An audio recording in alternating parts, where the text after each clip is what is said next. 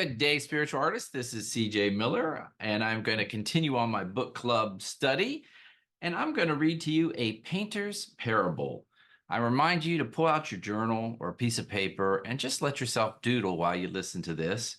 It helps sink into your subconscious. It helps you accept the ideas more readily and understand them and retain them. So, onward we go. A painter's parable. There once was a student who desired with all of his heart to become a great and famous artist. He went out and found the most revered and respected art teacher and beseeched him, "Teach me to be a truly great painter." The teacher balked at taking on such a task, but the student pleaded earnestly until the teacher finally conceded. For their first lesson, they walked to a beautiful meadow. Upon locating the highest hill in the field, both teacher and student set up their equipment. Although the instructor only had a few odd tubes of paint and a battered canvas, the student had gathered a considerable array of fine brushes, paints, and canvases, all of which were of the finest quality. Finally, the student was ready to begin. The teacher instructed the pupil to use his largest canvas and squirt 2 or 3 of his favorite paintings onto the surface. Blend them until you reach inspiration, he said, or until they become a rich, deep brown. The student recoiled. "Teacher, this is not good. No one will appreciate this painting. It will be ugly, muddy, and dark. These are the highest quality paints and are meant for the very best of artists. I can't waste them on a simple exercise. I must save these paints to create a truly incredible work of art." The teacher listened calmly while the student continued pleading. When he was done, the teacher remained silent for several moments, and finally he spoke. "Who is the master, you or the paint? Better to consciously scribble in the dirt of this meadow than to resist using your very own tools."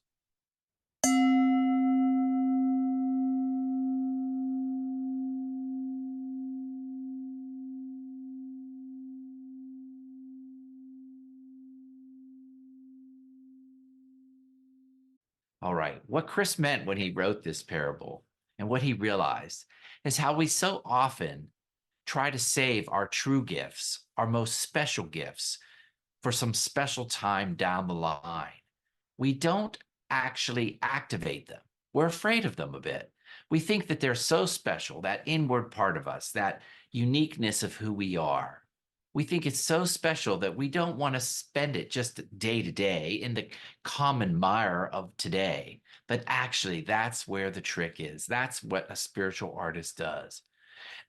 And so the mentor here was trying to tell the student that nothing on this realm, nothing in the world of the physical, whether that's paint or canvas or even the beautiful horizon, nothing is permanent, nothing is here forever, but nothing should be wasted. It should be enjoyed right now, right here.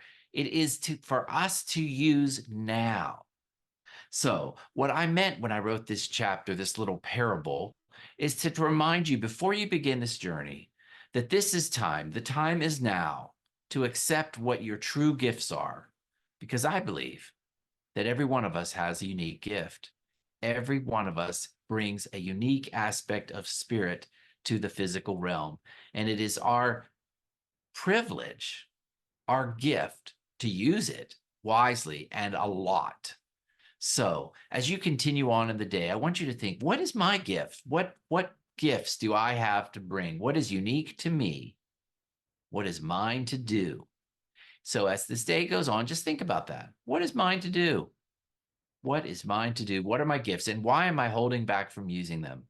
What am I saving them for? So it is better. It is better to scribble in the dirt of this meadow. It's better to just put it out there right now, even in the worst of conditions, even in the worst of environments, even in the most tedious parts of your life. It is best to use your gifts now. Use them now. Thank you for listening to this book club reading. I hope to see you tomorrow as we continue on in The Spiritual Artist We Are Designed to Create by Christopher Miller. Talk to you soon and have a great day. Thanks again for listening to the Spiritual Artist Podcast. Whether you're watching this show on Apple Podcasts, Spotify, Google Play, or iHeartRadio, make sure you choose the subscribe button so that you will receive updates when new segments are released. Most importantly, be still, listen, and know that you are a spiritual artist.